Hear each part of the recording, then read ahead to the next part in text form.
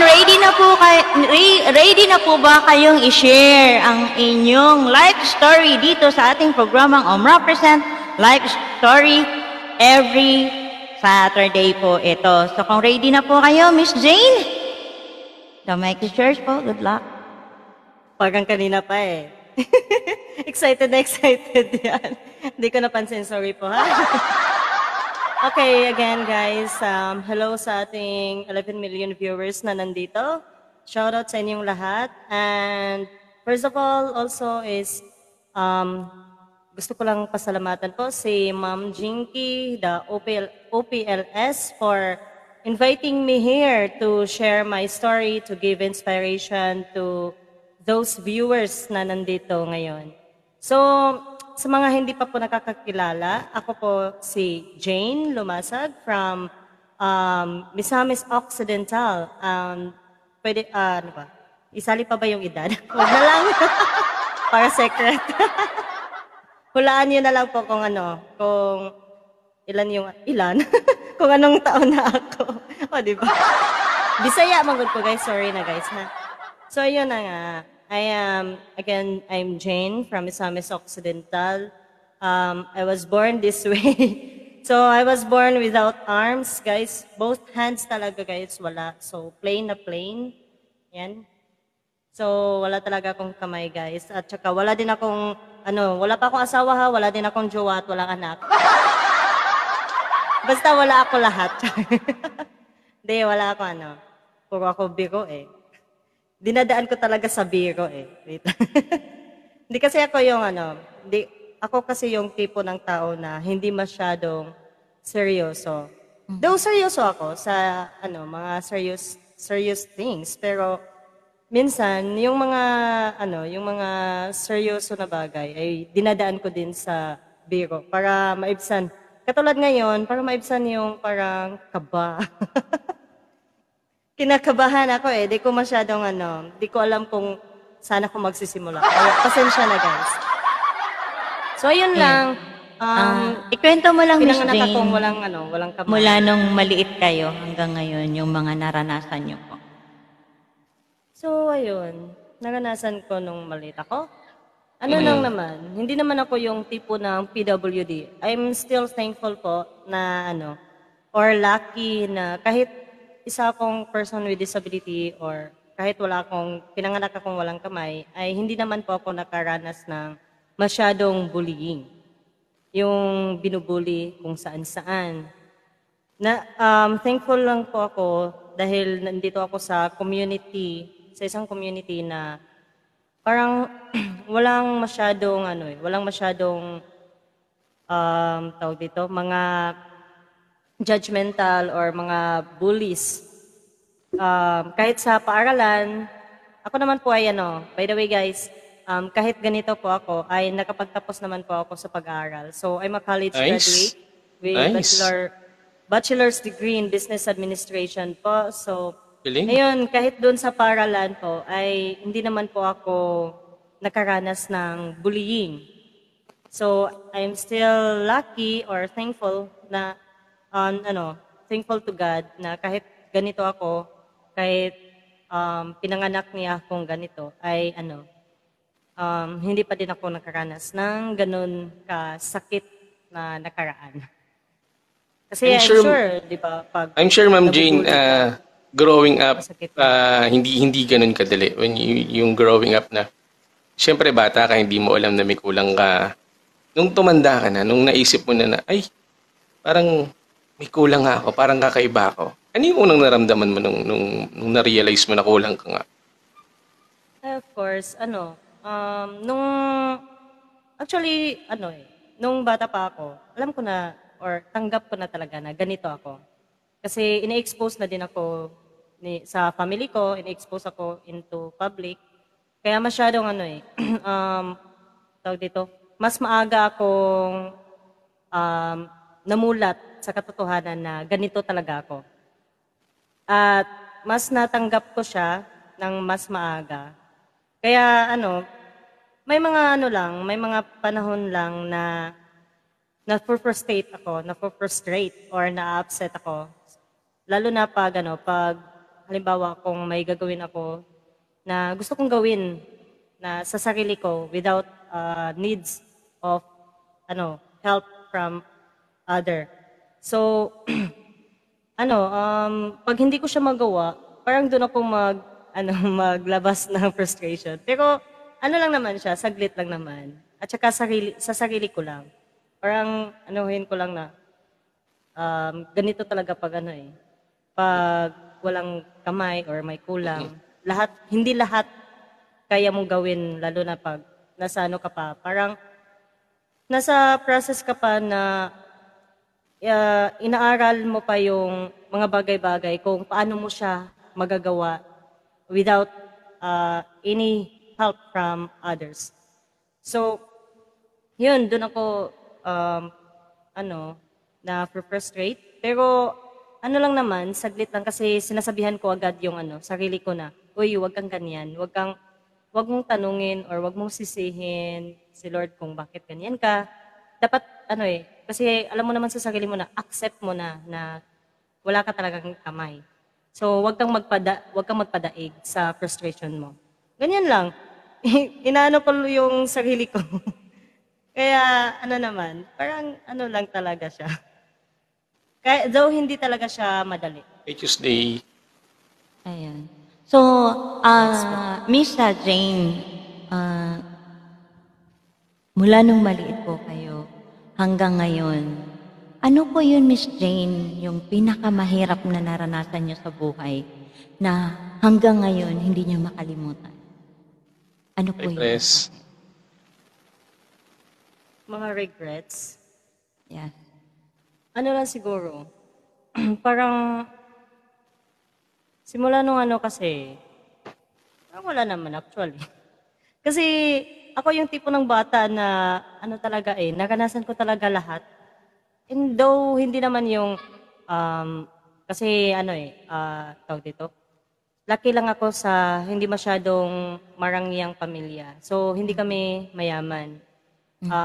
Tama-tama lang yung makakain kami sa pangatlong beses sa isang araw. So, yun, pero kahit gano'n naman is lumaki naman ako na tawag dito, masiyahin. Kasi naranasan ko din yung yung larong Pinoy, yung larong kalsada, mga laro ng mga bata before. Naranasan ko talaga yan, naglalaro ng mga patintero, mga ganyan. So parang wala naman akong ang siguro yung regrets lang siguro is kung lang siguro, kung noon pa man ay may nakapag-guide sa amin, or lalo na kay mama, like, halimbawa, kahit ganito ako, ay meron akong kakayahan, pwede akong like, sa paglalangoy, sa swimming. Marunong naman ako, marunong ako lumangoy, pero kung sakaling kung may nag-guide lang siguro sa amin before na tawag dito, pwede akong maging swimmer or pwede akong maging runner. Ganyan. Siguro na din ngayon. Athlete na din ako ngayon. Daig pa ako ni Jane kasi Mara, hindi ako marunong lumangoy Daig ako ni Jane, di nga ako nag-swimming si Miss Jane, marami siyang gustong gawin sa buhay. Yeah. Marami siyang pangarap. Hi, Mark. Actually, marunong ako lumangoy, pero hindi sa masyadong malalim na bahagi ng tubig. Yeah. Doon lang sa kaya ko pang ng feet ko. Ayun. Si Miss Jane, gusto kong tanungin si Miss Jane. Kompleto pa po ba kayo ng magulang? Actually, hindi na po. Okay. So, nung kompleto pa po kayo, naranasan mo bang iparamdam sa iyo ng mga magulang mo yung kalagayan mo ngayon? Yung parang pabigat ka, gano'n. You mean, nung kompleto pa si mama at papa?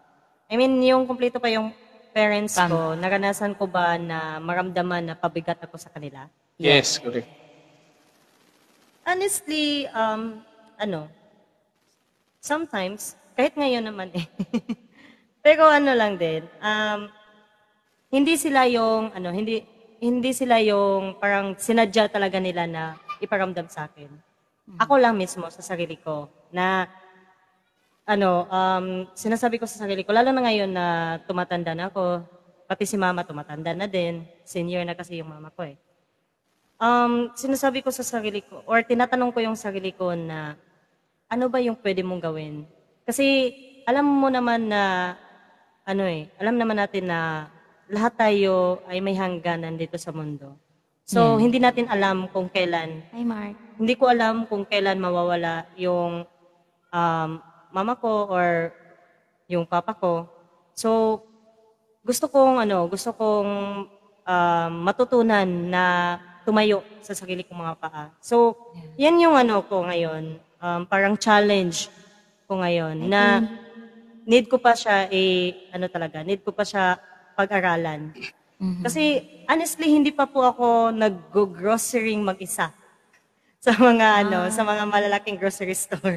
May Actually, talaga ako, may kasama ako palagi. Maria at saka Ma'am Jane, the good thing with Jane is Jane grew up in a family na well supported si Jane eh. Jane grew up on the community na tanggap talaga siya na hindi siya binubuli. That's the good thing na na-experience ni Jane. Kasi nga, all of the people around Jane is sinusuportahan siya, tinutulungan siya.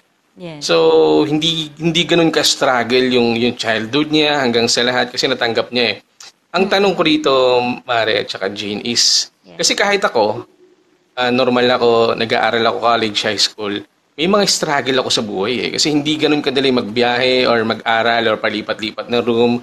Yeah. Sa side mo, sa part mo, ano yung struggle mo growing up nung nag-aaral ka, like high school and college?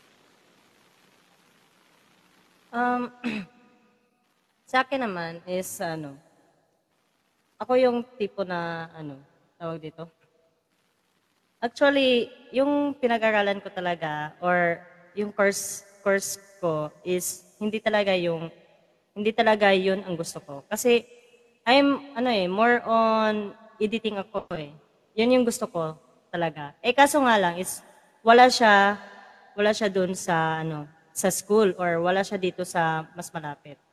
At saka thankful lang din ako na yung nagpapaaral sa akin simula elementary ako hanggang high school ay may pala siya na para sa college ko. So, isang paaralan lang talaga. Sa isang paaralan lang talaga ako nag-aaral from elementary hanggang nag-college ako. So, siguro kung hindi dahil sa school na to or hindi dahil sa tao na to, ay siguro hindi din ako nakapag-aral or nakapagtapos ngayon. Kasi, mahirap lang kami.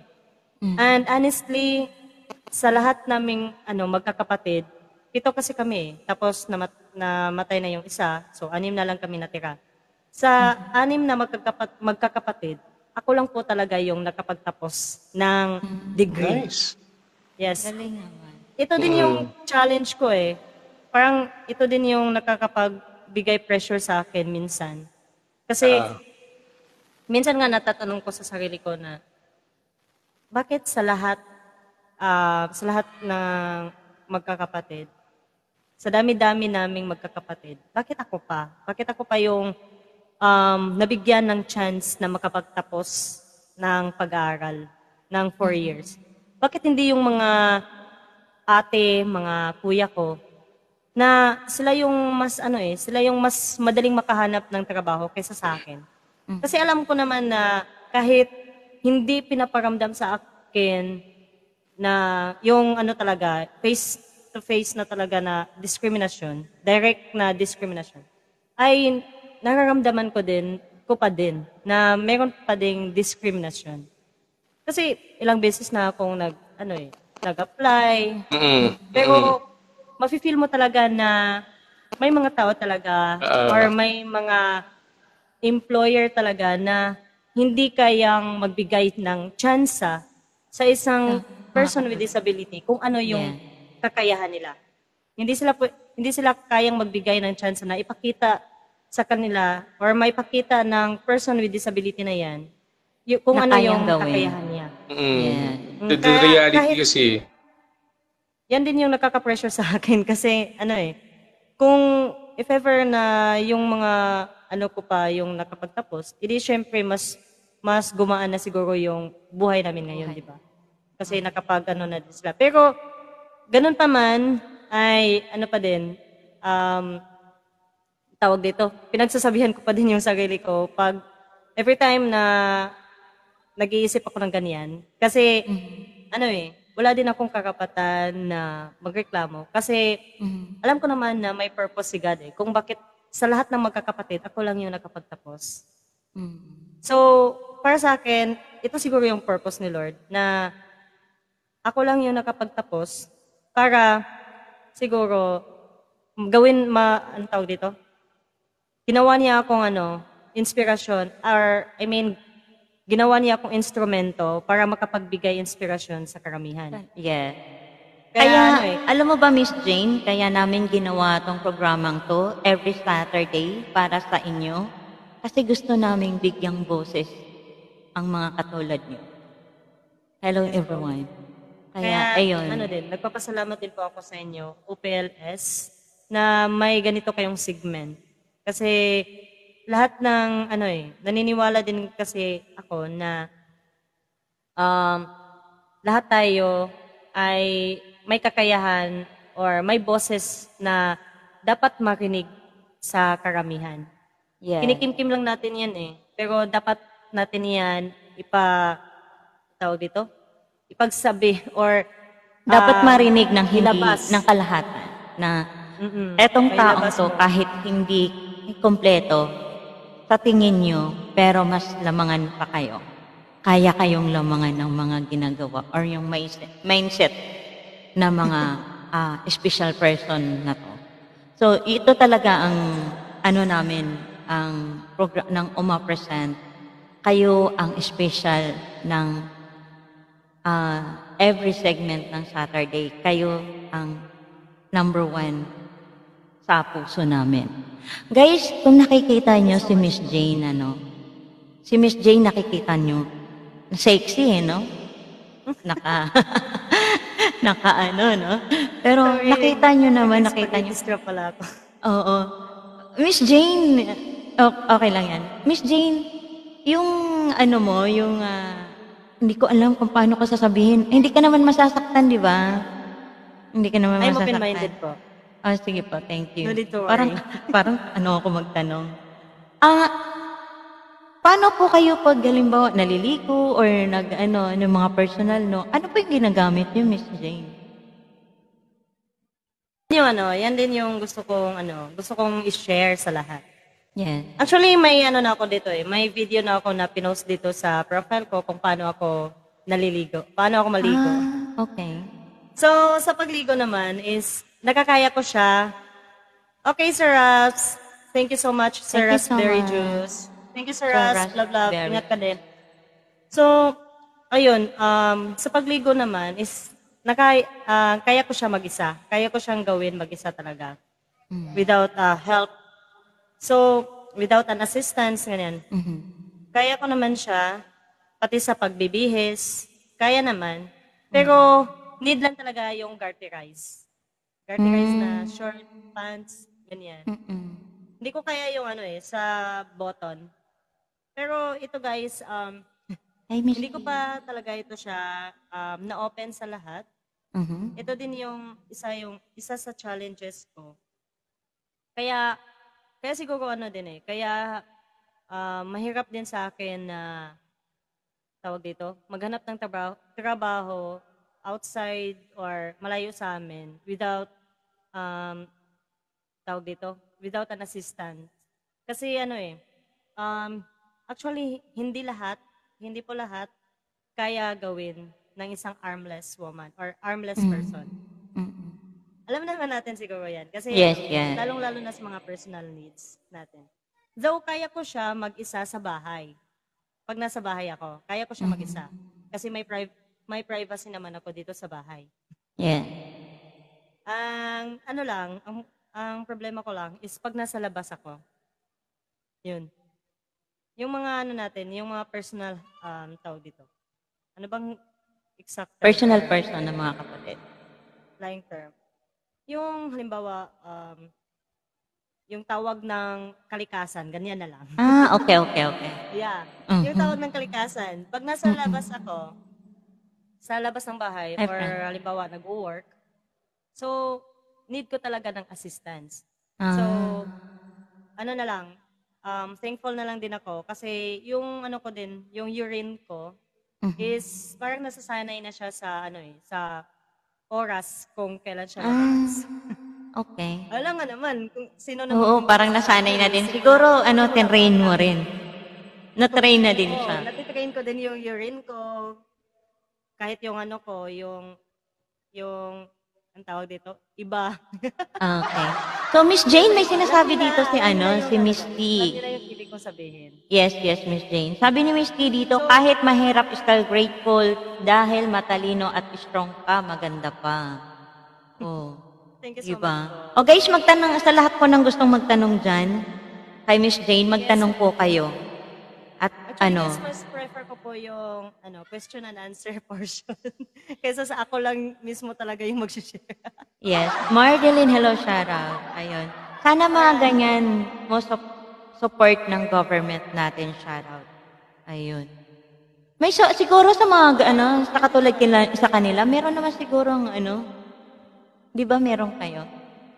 About dyan sa support from the government.